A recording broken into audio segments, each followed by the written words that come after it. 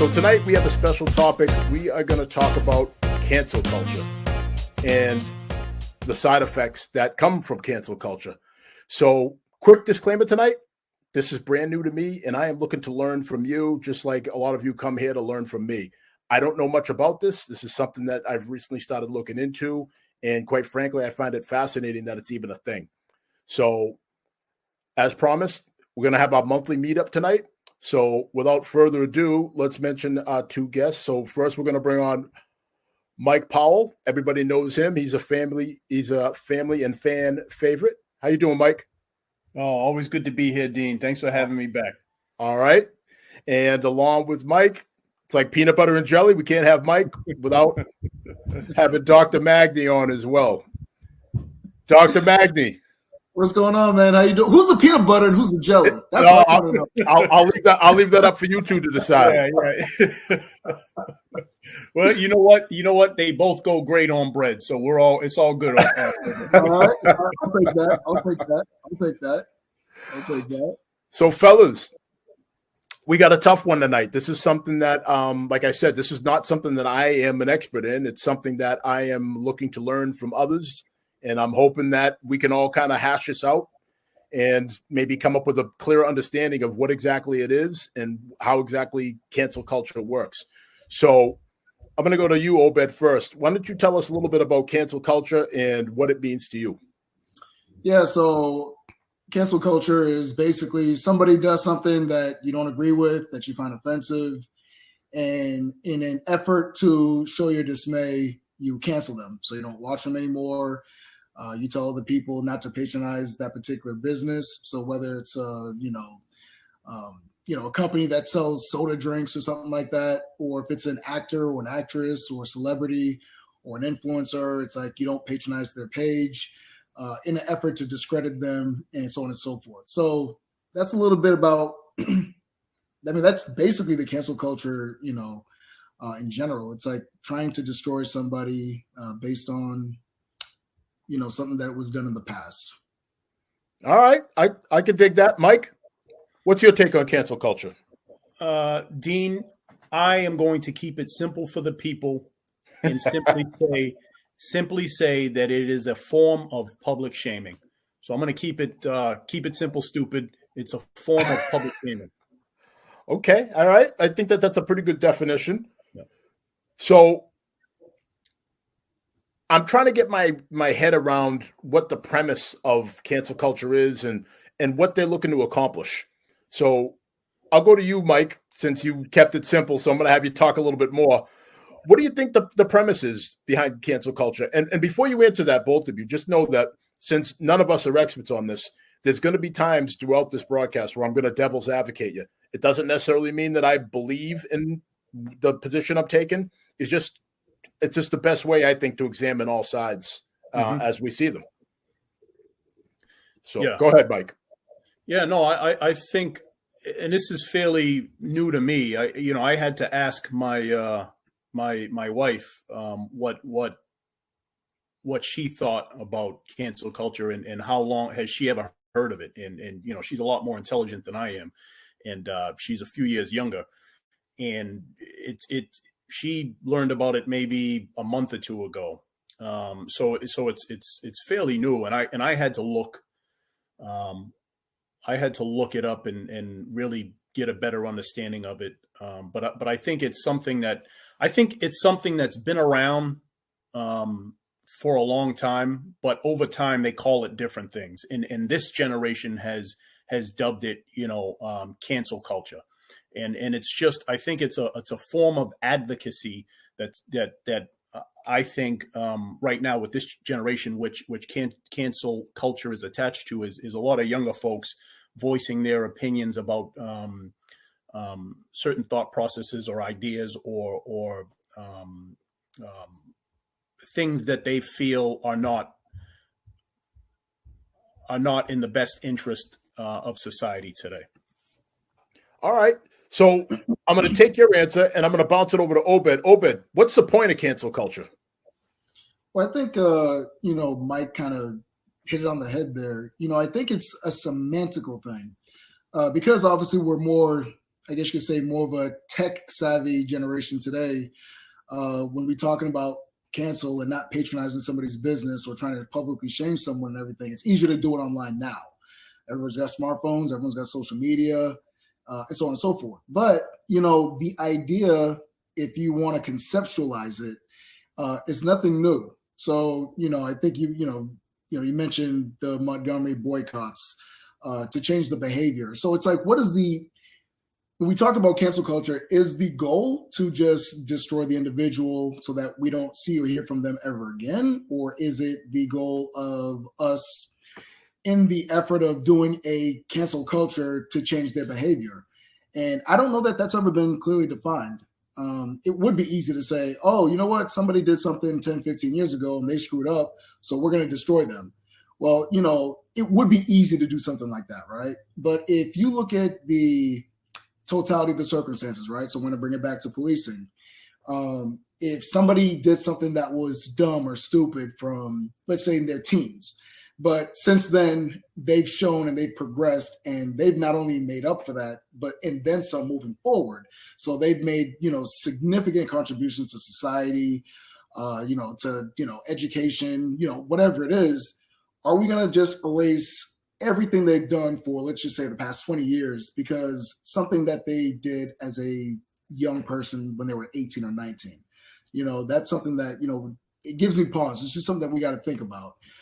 So I don't know that I want to say it's a monolithic group that everybody thinks, hey, you know what, if we're talking about canceling so-and-so, we're all about destroying them or whatever it is. It's okay. Maybe somebody said or did something way back in the day that was, either egregious or whatever it is, but moving forward, have they shown that they've matured and they've grown from that? Well put. So I have a little, I don't know, a saying, so to speak.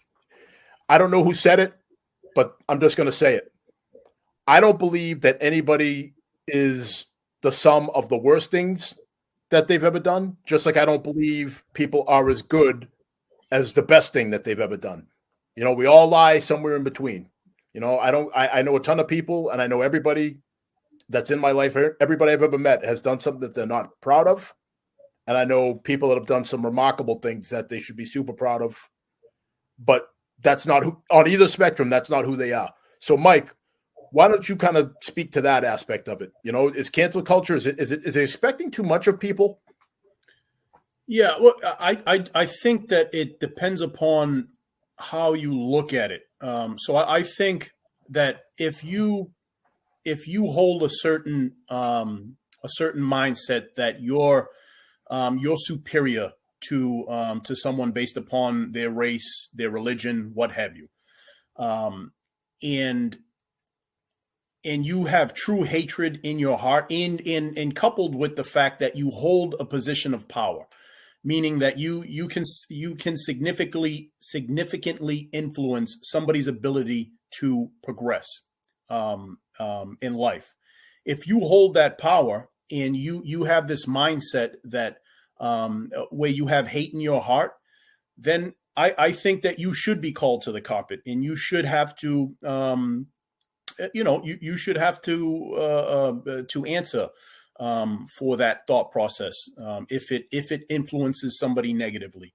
However, I think that sometimes we mix up emotions with people's ability to freely express themselves. If they have a different belief system than you shouldn't try to publicly shame me because I have a different belief system than you, whether it's based upon your religious beliefs or what have you. I think that we mix, the lines get blurry there, and I think that's the issue with cancel culture. Ooh, now we're starting to heat up. Mike, you almost had me hitting the Holy Ghost right there, buddy. I love that point you just made. Obed, you want to come? You want?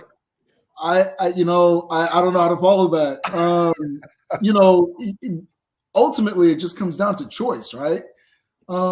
If somebody has a point of view that I disagree with, but I believe that their point of view is coming from a good place. You know what I'm saying? We all have people who we're friends with that we disagree with on certain ideologies and everything like that. I mean, to use a sports analogy, right? Because I'm always going to bring it back to sports. Me being a Miami Hurricanes fan, if I have a friend of mine who's a Florida State Seminoles football fan, am I just gonna like, you know what, we can't? You know what I'm saying? I mean, They canceled. They canceled. Yeah,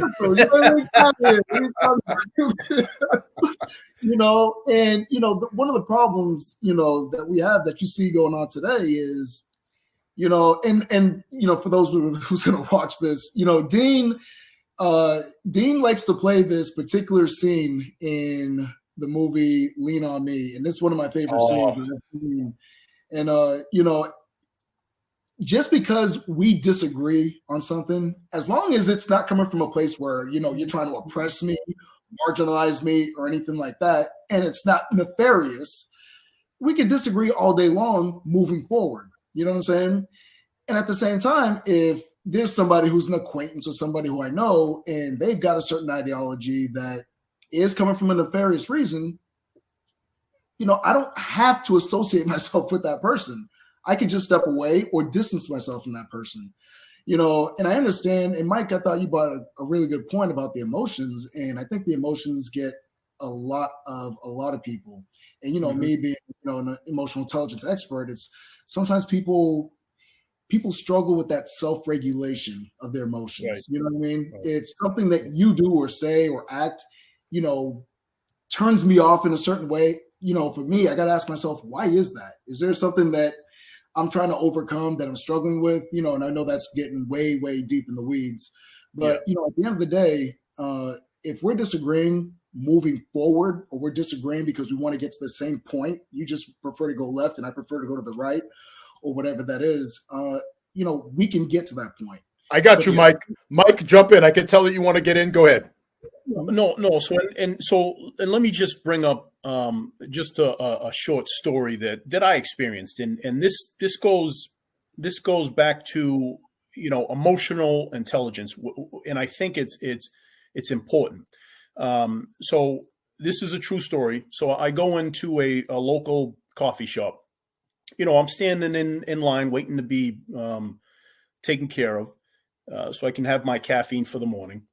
So I walk up to the to the young lady working behind the register, and just right from the jump, attitude, just appeared to just didn't appear to want to deal with me. So if I didn't have the sense enough to say to think about it bigger, right? To look at the bigger picture. And if I walked away with that experience, then I could have easily gone back, gone online, wrote a horrible, you know, a horrible narrative on the internet. That would have blown out of proportion, and I didn't get the bigger picture. And the bigger picture is this. What I did was I evaluated the situation. I stepped to the side, waited for my coffee, and in the middle, in that interim, I evaluated the next person that came to the counter. You know, I don't have to. You can clearly see. You know, I have a nice tan, right? So the next individual that goes to the counter is a white male. So I watched the interaction with this white male and this young lady. Guess what, folks? The same thing. So if I would have took that experience and walked away and said, she didn't like me because of the color of my skin, you know, feeling that, going away and putting something online that wasn't true, wasn't necessarily true. If you look at the bigger picture, and I think sometimes with this cancel culture, I think that's what's happening in some of these in some of these situations is people are not looking at the bigger picture, and their emotions are getting too wrapped into their thought process, and it clouds how they see things. Not every situation, but a lot of times, if you step back and evaluate the situation, sometimes your thought process can change. So I just wanted to share that story about emotional intelligence. All right. So the chat's lighting up right now. So let's see what we got. Real quick. Go ahead. I think I've got the best 10 in this group. I just wanted to declare that.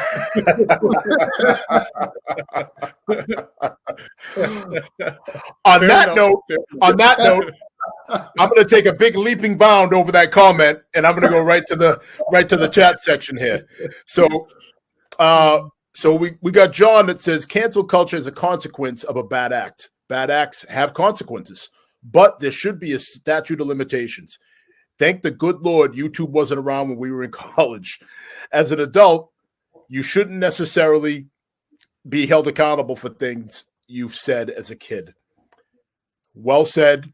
Obed, what do you think about that comment? That was a mic drop.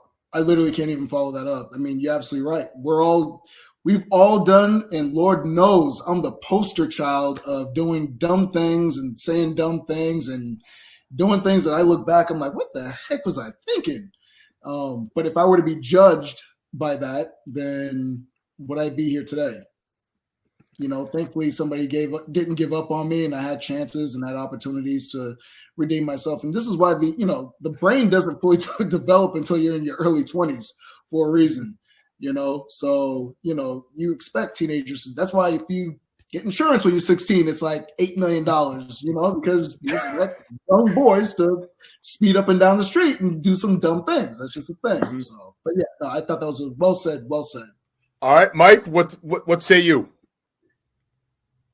I share those sentiments. I mean, I agree. I mean, there definitely has to be some separation. I mean, like I said, I think we as human beings, I think the goal of life is to mature and grow and learn from your experiences. Whether if those are bad experiences, hopefully you learn from those experiences. And I think that if you don't give people an opportunity to do that, then and you just you jump on them like hotcakes, then I think that we're not progressing as a society, and I think no one needs to be judged on their past if it's significantly removed, because you need to give folks an opportunity to grow and mature. So great point.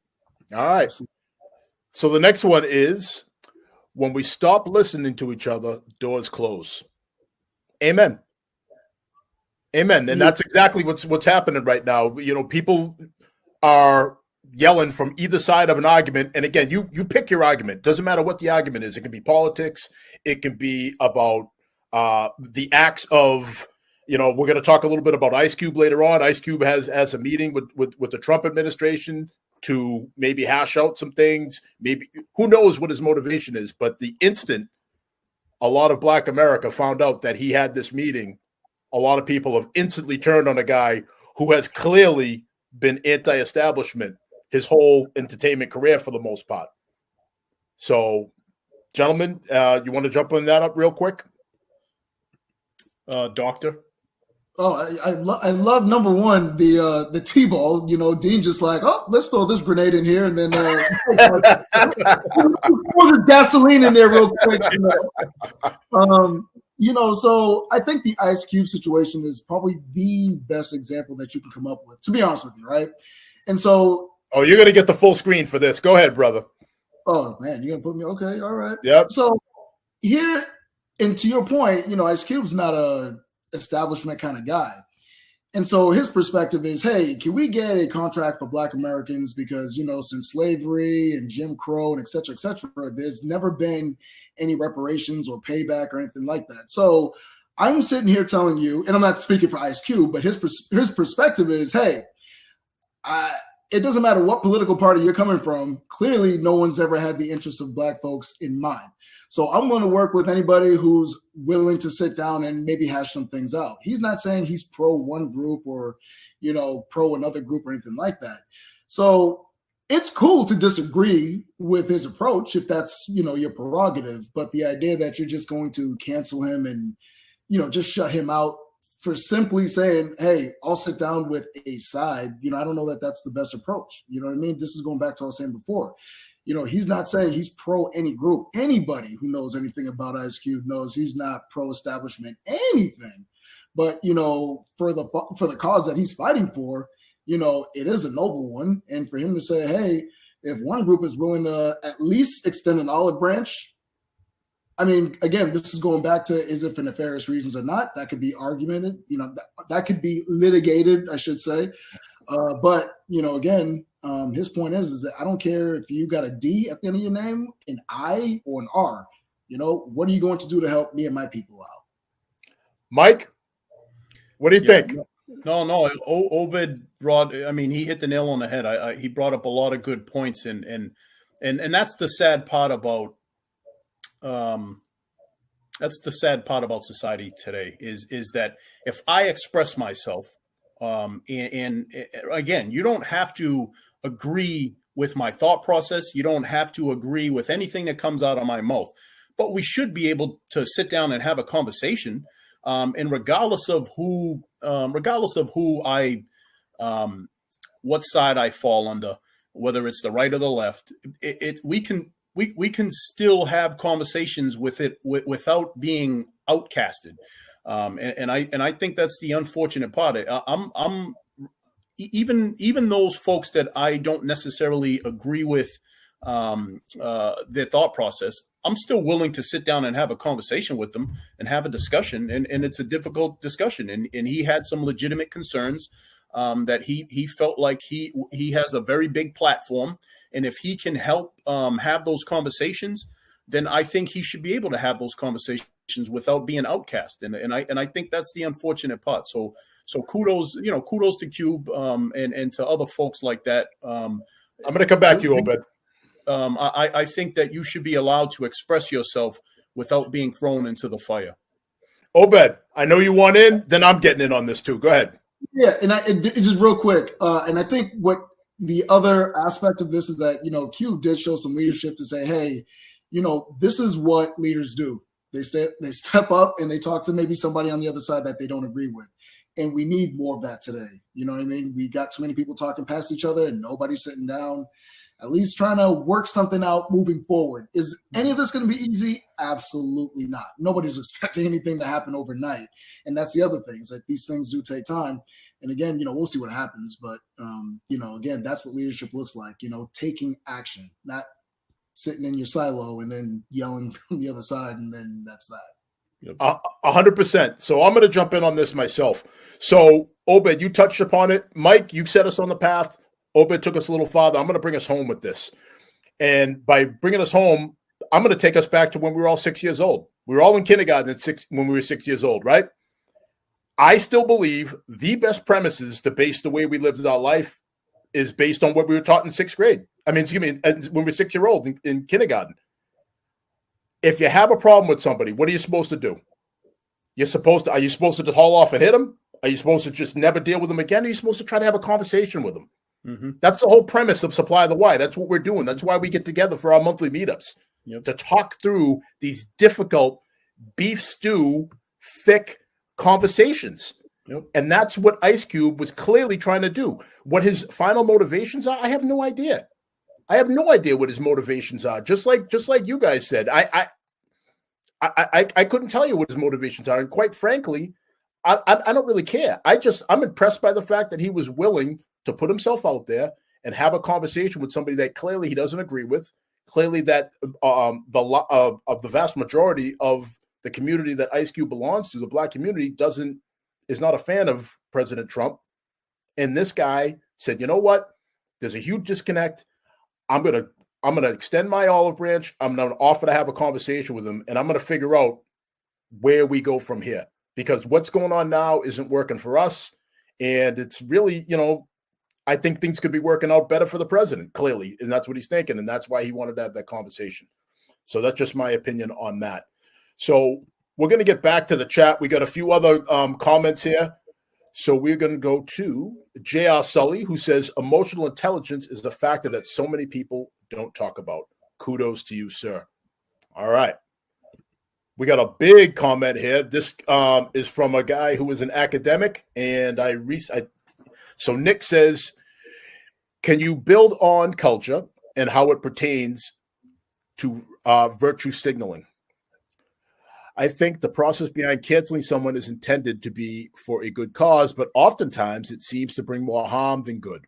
It seems there's generally a mob mentality, good word there, a mob mentality, we're going to get to that, behind the cancelers who find their opinion more compelling because their ideology leads them to think it follows a moral code that other person is lacking, when sometimes it's dependent on the canceler's interpretation rather than the person who was canceled's intentions. That is like, that's like the college version of a Dr. Seuss right there. That is like, what a tongue twister. That's excellent. All right. So Nick, 100%, you know, and again, I'm just going to simplify that for those who just got tired of hearing my voice there. So the long and short is he's saying that the mob mentality, which is, it seems to happen a lot, where we just flock to people that we agree with, and we just tend to gain up like a pack of wolves on the single person that we disagree with. And there's all kinds of content out there. I shared a video on Supply the Why last night that talked about cancel culture, and it actually showed a professor at a college that made a comment that was taken out of context, and he was confronted by a ton of students outside his class, and it got really ugly. So that was mob mentality of people that were not in power. So what they do, they gained up to reverse the power role against a professor who clearly has power over the students, and it turned ugly. So great comment, question, and all that there, Nick. All right. Is cancel culture a product of society not being able to have difficult conversations? Ooh. Is cancel culture a product of society not being able to have difficult conversations? That is a fantastic question from a very beautiful lady. So no bias there or anything. Yeah, no bias at all there. So I'm gonna go to Obed first since he's got so much to say. Go ahead, Obed. I'm gonna say yes and no, because again, challenging the status quo is nothing new. Challenging the status quo of anything, challenging something that you don't agree with, is something that's inherent in all of us. This has been going on since the beginning of time. So that's on one end. On the other end, and again, you don't have to look far. All you have to do is turn on the TV. I mean, you know, between this pandemic, between civil unrest with, you know, policing and police reform, and this election cycle, people are more stressed out than ever before, and people are super hypersensitive. So merely saying a word out of context, like you just mentioned, Dean, and can set someone off. So whether it's boycotts, whether it's, you know, we live in a capitalistic society, people have a choice to say, you know what, I don't agree with this, I can step away. You know, the going above and beyond, again, that's what are we trying to do now? Is this a, you know, in the case that you just talked about the professor, was the intention to get this man fired? Was it the intention to get him to apologize? You know, this issue, unfortunately, is way more complex, and I don't know that we can oversimplify it. I mean, it's a great question, but that's a loaded question that I don't think there's a simple answer for. Of course it's a loaded question. This is difficult conversations. It's supposed to be easy. Yeah. So, Mike, you take a stab at it. What do you think? No, Heidi, you posed a great question. Thanks for asking. And I think Obed brought up a fantastic point is, what's the end result? Like, what's the goal? What are we looking for? As far as, you know, shaming somebody or canceling them out. What's the ultimate goal? Is the ultimate goal to educate? Is the ultimate goal to fire? Is the ultimate goal to public shame? Like, what's the end result here? Because I think that just because you cancel somebody out doesn't necessarily mean that the problem is fixed. That's like putting a Band-Aid on a wound that needs stitches. I mean, there's a bigger problem that's going on. So I think just because you cancel someone out, or an organization or what have you, doesn't necessarily mean that we've fixed the problem. It's going to continue to perpetuate until we figure out what the end goal is. And I think that's one of the big questions that we all have to figure out. All right. This is heating up, and it's going exactly the way I planned it. I'm going to go to, we got two other great comments here. Actually, we got more great comments. It's lighting up. Awesome topic. You guys are awesome. Thank you, Dave. Dave is had 36 sacks in one season in high school. And so, yeah, I figured I'd throw that out there. I'm pretty impressed by that even to this day. Yeah. So what else do we have? We have people aren't conversating anymore. They're living through 120 character tweets. Social media mob mentality. 100%. Yep. And we got one other comment, and it's, do you think that social media exacerbates cancel culture? 100%. Yeah. Oh, okay. So who gave Jennifer a can of gasoline and told them to put out the fire? That's what I want to know with that question. Mike, go ahead. You go. Actually, Obed, you go first. You seem like you want in. Go. Yeah. So Jennifer brings up so that's a great point. So with social media, so now you don't have to talk to somebody in person. You don't have to confront them. You don't have to make eye contact with them. It's easy to grab your phone and, send a tweet, and then everyone's a tough guy. Everyone's a keyboard tough guy or tough gal. Okay, not gender specific here. And so, yeah, it's easy to write something in a bunch of characters and just throw it out there, and then that's it. And so what happens when you put somebody in a room and they've got to confront someone? Well, you feel those uncomfortable, I don't know if I want to say so because I might offend. Like, you're forced to use those emotional intelligence skills if you have them, or if you don't have them, it's going to show itself. Again, you can disagree with somebody with something, but it's different when you do it in person versus when you do it over the phone. That detachment, that's why everybody is, tough these days, so to speak, and you have the trolls coming out left and right. And, for those who don't know, Dean's a pretty big guy. It's easy for somebody to go on Twitter and say, yeah, whatever, you're dumb, blah, blah.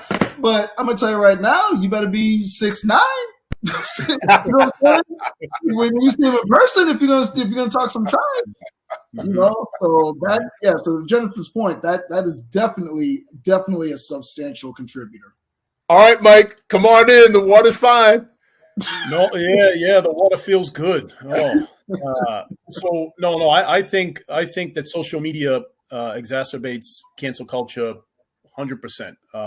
And to bring up some of the points that Obed made, what would your thought process change, or would you carry yourself differently if you put yourself in front of me? Like, would you still say those same things if you weren't behind a keyboard 20 miles away? Into the other point is, and not trying to advocate violence, but years ago, when politicians used to have disagreements, what did they do? They used to have duels with pistols, right? They used to, all right, I challenge you to a duel, walk 20 paces, turn around and fire a shot. Like we obviously don't do that now. But to get to my point of it's easy to say things when you're at home, behind a keyboard, and you're speaking to somebody 20 miles away, 5 miles away. And that the possibilities of confronting this person are slim to none.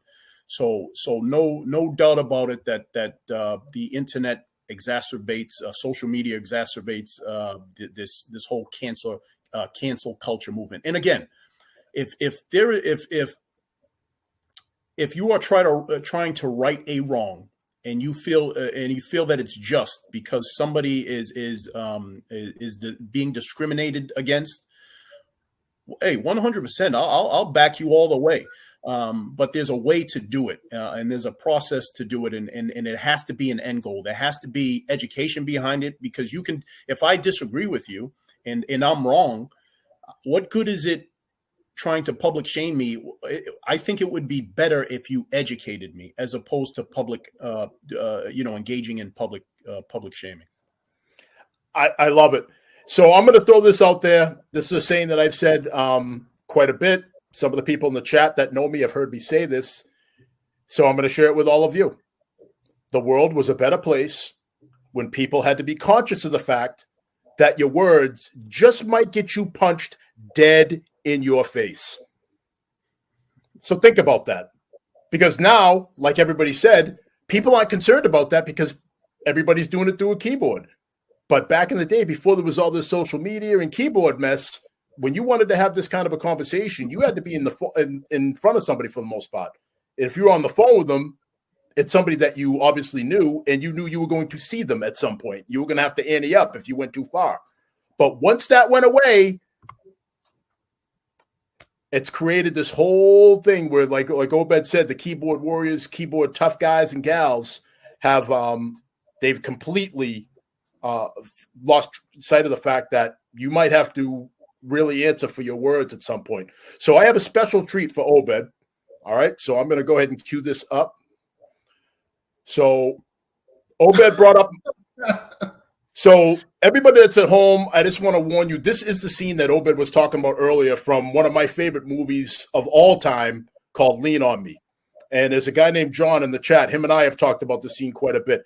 So if you have children within earshot, just know there's some language that I don't necessarily I don't condone, but it's a powerful scene, and I think it plays to what we're talking about here. So I want everybody to check this out.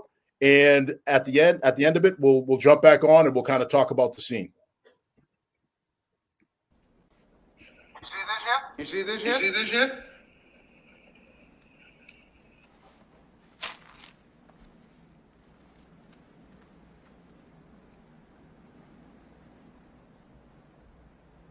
You know, all of your shit comes down on my head. Oh, Frank, look, You let me talk. It's like you're a big bird with radar, and I'm tired of getting hit. Is this my fault? This is nothing. I've got union lawyers threatening me, and there's talk of a walkout. Well, let them. They're not teaching anything down there anyway. Then it's your job to Not do something one about of them it. has a personal stake in that school, Frank. Not one. The fire chief was just here. He says it's illegal to bar those doors.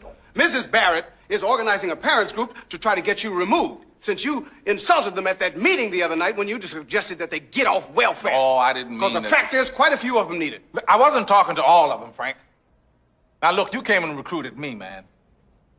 You disappoint me, brother. You disappoint me. The disappointment here is you. Me? Yes. Look, you know who I am. You know me 30 years. You knew what I would do. You know how Nigga, I can operate. you keep quiet? The fact is, you're screwing up. You're alienating everybody. Look at you. You have no life. Your wife left you. I ought to walk out on you myself. Go ahead. Bail the hell on out. But I said I would back you up. That's what you said, Frank. That's what you said. Brother, I will go through the fire with you. But you are not taking care of business. This shit you're pulling now, you're just going plain loco. Now, you suspend Darnell. What the hell was that? Darnell is symptomatic of the disciplinary He problem is that a we're having in good, this entire strong, system. young black teacher. So he dumped that desk right on top of your head. Well, right on. Good for him. You will reinstate that man, you hear?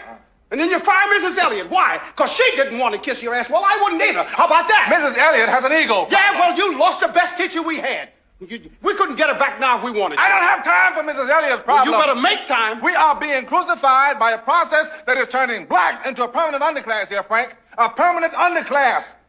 No, see, nobody wants to talk about that. Nobody.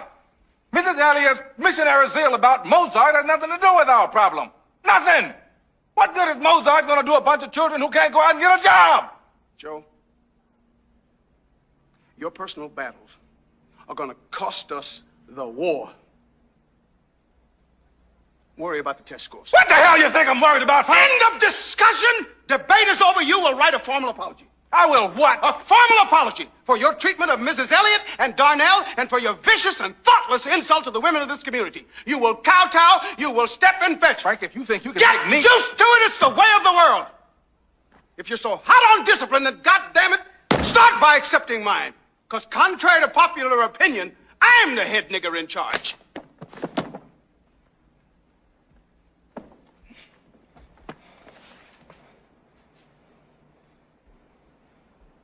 Come on, let's get something to eat.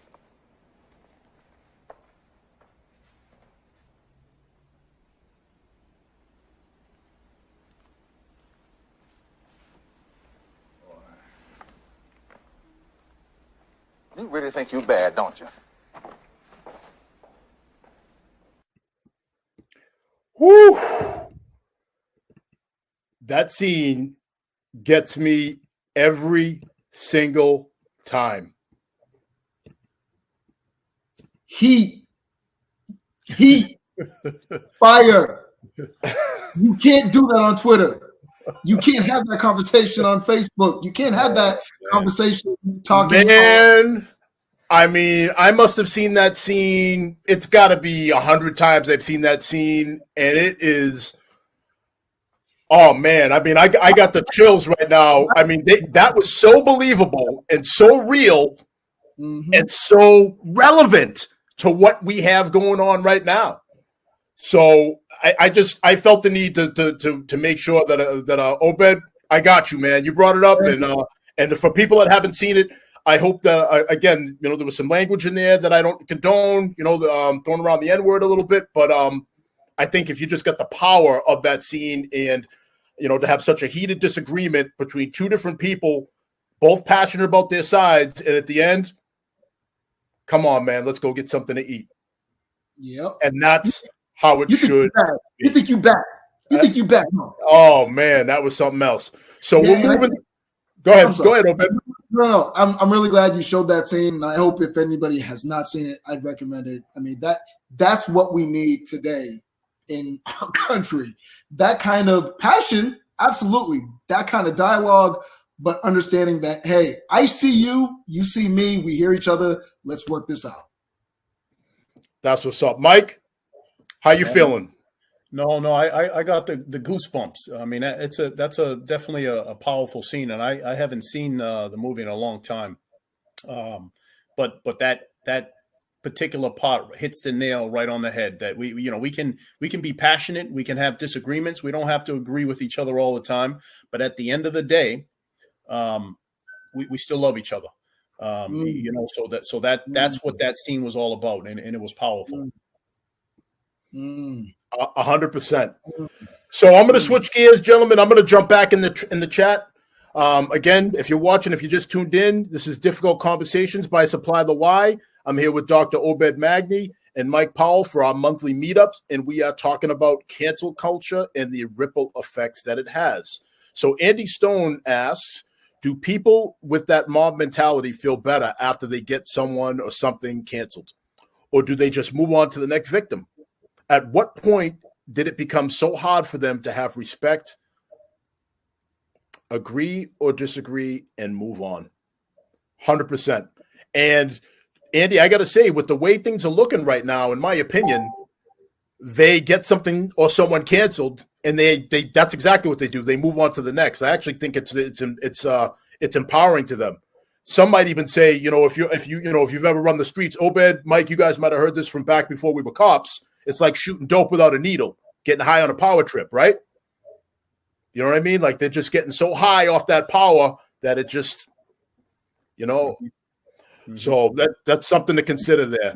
So we're going to move on to Ben. Ben says, Andy, sadly, they don't care.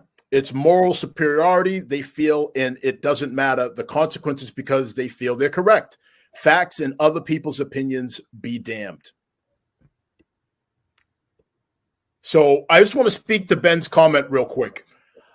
Personally, I would feel better about the cancel culture if it was fact-based.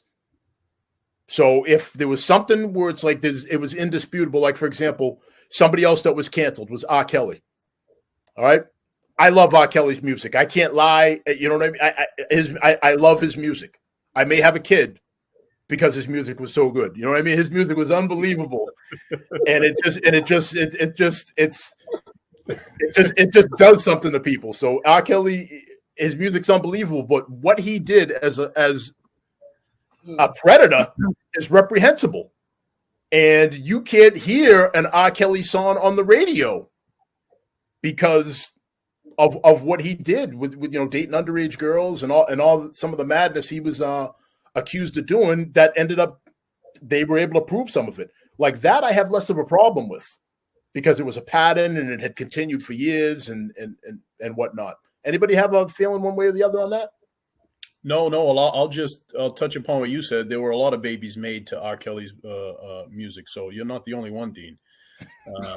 But with that being said, you made a valid point, Dean, in regards to if it's a continued behavior, that's different. That's a continued behavior, meaning you have not learned from your mistakes.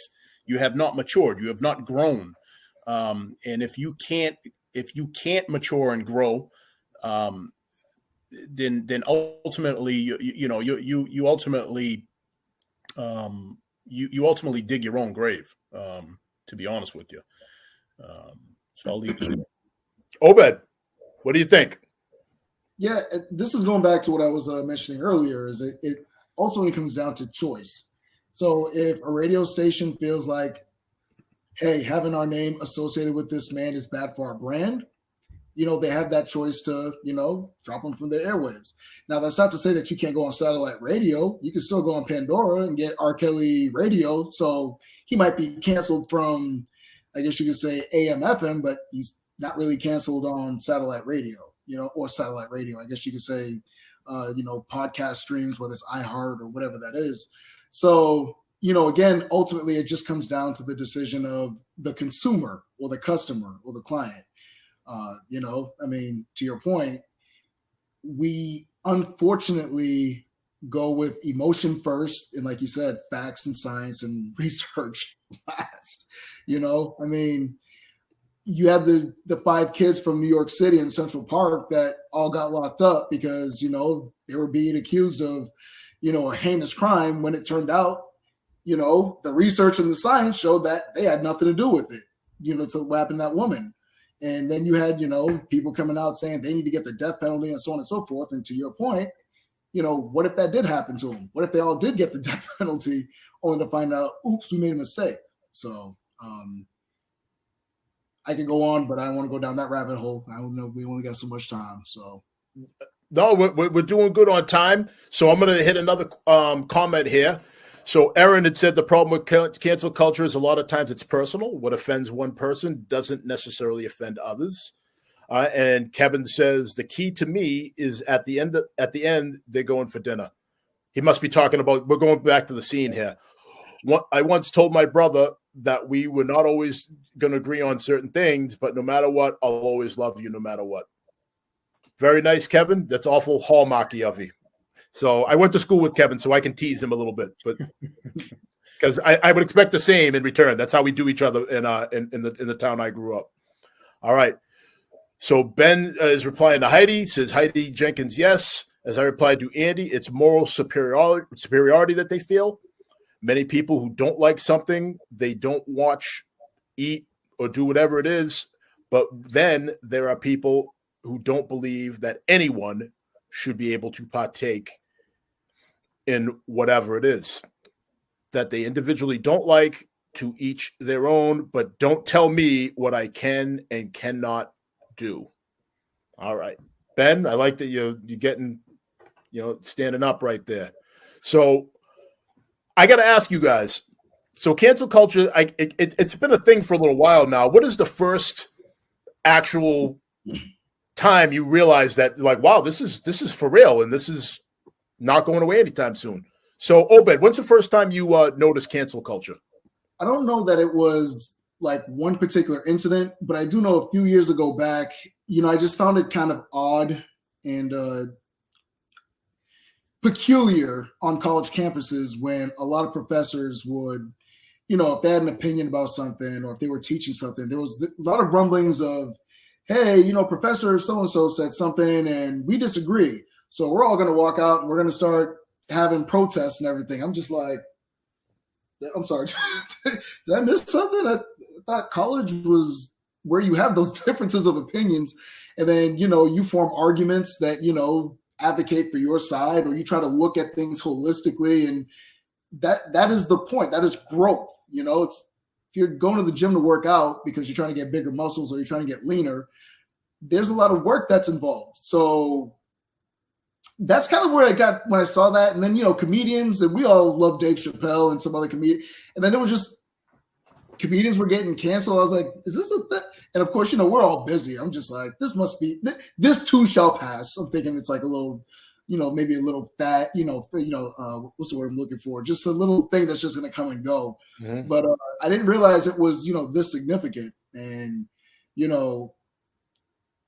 a lot of unintended consequences. I mean, I can get it. I understand some people's perspectives, like, hey, you know what? This person did this a long time ago, but nothing's changed since then. I get that. The whole pattern of behavior thing we spoke about. Right. But because, a couple of years ago, to answer your question. All right, Mike, how about you? Yeah, I think that, thinking about it now, I think that I've always understood that it's always been around, but I think it really hit me when they were talking about trying to get rid of Paw Patrol. I mean, Paw Patrol, Dean. My son loves Paw Patrol, so that really hit me because he loves it so much, and I didn't think it was justified. So at that particular time, that really hit me hard when I had to think about breaking the news to him that there would be no more Paw Patrol. But good thing it didn't happen. There's no limit to this. It just seems like it just kind of takes on a life of its own. And Obed, I see you laughing, but it's true. It's true. Hey, they canceling Puppy Patrol, Paw Patrol, whatever you call it, man. It's real out here in these streets, y'all. It's real. Man, Puppy Patrol getting canceled out here, man. So if I could share another quick story, please do. That I'm glad that I think I've always had like an older mind. What do you call that? Old soul, right? I think I've always had an old soul. So if I could just share a story from years ago when I used to work a cruiser, I was sitting in my cruiser. I think I was doing typing a report on my laptop at the time. So I'm sitting there and I see this older gentleman. I mean, this was maybe 12 years ago, a little longer. And this older gentleman, he's coming towards my cruiser and I can see him and he's got a smile on his face. And I'm like, wow, I don't know this guy. I wonder what he's so happy about. So at that particular time, he was probably about 70 around there.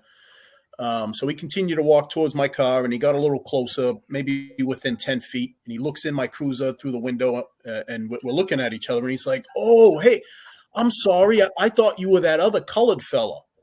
So, and again, right then and there, if I didn't think about, if I didn't think about the bigger picture, right? This guy's 70 years old. In his time, at his time, during his time when he grew up, colored was something that was common. Everybody was using it. And I knew that, and I knew that at years ago that was the terminology that folks were using in regards to black people. So, and he, again, I just sensed that there was no hatred in his heart when he said it. He truly, that's the terminology he used. And we looked at each other and I said, no.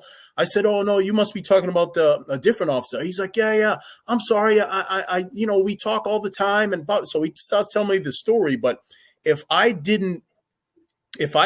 feel like if I didn't have that thought process back then years ago, I could have taken that a totally different way. My right emotional intelligence, what we talk about a lot, is that's part of it, is having that emotional intelligence to evaluate the situation a little deeper. Because just because somebody says something, I'm not saying that terminology it certainly wouldn't be acceptable today, particularly if you're younger, but knowing his age and at the time he grew up, I'm like, that was normal for him to say. So, and I keep going back to the point of emotional intelligence, because I think that if we allow our emotions to take over because we interpret something that is said to be against what you believe in, I think it does a lot of damage to progress and maturity and to growth and to education. So I think that's what folks need to really, really think about going forward if we are to progress as a society. Mike, bravo. So I'm going to jump in real quick, then I'm going to go to you, Obed, and we're going to be wrapping up shortly thereafter. So really quick, two quick things. Mike, you touched on something that was so important. And if you listen to this, if you take nothing home,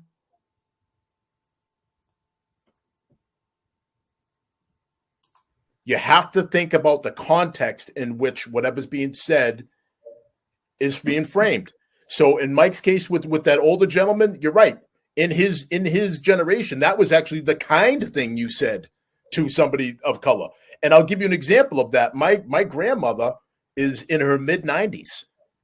And guess what she calls black people? Colored. She doesn't like black. She told me that the term black is negative, and then she went into a monologue about how if you think about everything that's associated with black, it's negative, it's dark, it's and who am I to tell her? She's in her mid-90s. She's seen things that we can't even imagine. So if my grandmother feels that way and she's been through some horrible stuff, who am I to argue with that? So just want to throw that out there. Obed, I'm going to go to you. You got about we got about 4 minutes left, gentlemen. I can't believe how an hour's gone by. Obed, go ahead, buddy. Yeah, no, context is everything. I mean, it literally is everything. To Mike's point, I shared a story earlier today about a call for service where, I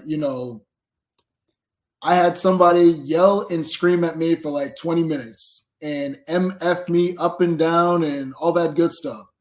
But never once did I even get close to losing my cool because I understood where this person was coming from. This person was coming from a place of trauma and hurt. And because, the uniform, when we wear it, it represents the government. And, this person was expressing their feelings towards me. Of course, I was the whipping board, but I wasn't going to get into an argument or I wasn't going to fight this person because it was a me versus them. It was hey, this person's hurt and wants to be heard. This person wants to be acknowledged. They want their feelings and their trauma to be acknowledged. And when you understand that, again, going back to the emotional intelligence and the context piece, and just like with the scene that you just played there, Dean, when you understand that full picture, you're going to be better for it. And again, we live in a culture today where instant gratification is everything. Everybody wants the solutions to everything yesterday and last week. It's like, oh, we got this problem. Let's just throw this thing at it. It'll fix it right away. It's just like, no. Sometimes with relationships, hey, look, I don't have any babies. I ain't got no kids. So R. Kelly didn't get to me like he got to y'all. But you know what I'm saying? Relationships take work. It takes work. I can tell you that. And I'm not married. You know what I'm saying? So, it doesn't matter what kind of relationship you have, whether it's family or, your spouse or, your neighbors or whatever it is. But if you guys if you're working towards something meaningful, it's going to take everybody's working together to make those things happen. And from a foundation of love, trust, and, understanding each other. Can't do that on Twitter. No, you definitely can't. Not 120 characters or less. Right. Right. Exactly. Is that kind of like the same as when people think, they watch CSI and then when they report something to a police station, they think that we're supposed to be able to solve every crime within 60 minutes, including commercial breaks? Is it the same as that? You don't count the commercials, so it's 47 minutes. Oh, okay. All right. I didn't know if it was the same thing. It's amazing when that happens and somebody's like, oh, I think the person left fingerprints on that blade of grass. Why don't you fingerprint that grass? Yeah. What do you mean you don't have the hemoglobin 5 million that can fit everything from you don't have those? I saw it on CSI yesterday. Come on. Hey, Obed, you're canceled. All right, for not having that. Yeah. So, all right, fellas, we're down to about a minute left. Give your shout outs. 20 seconds are left. Go ahead, Mike. If you got about 20 seconds to give a shout out, anybody want to say hello to? Any projects? No. Same stuff as last time. I hope everyone continues to stay safe and be well and stay Rona free. And if you don't agree with anything that I've said on Dean's show tonight, do not cancel me out. Do not cancel me out. Well said. Obed, 20 seconds. What do you got?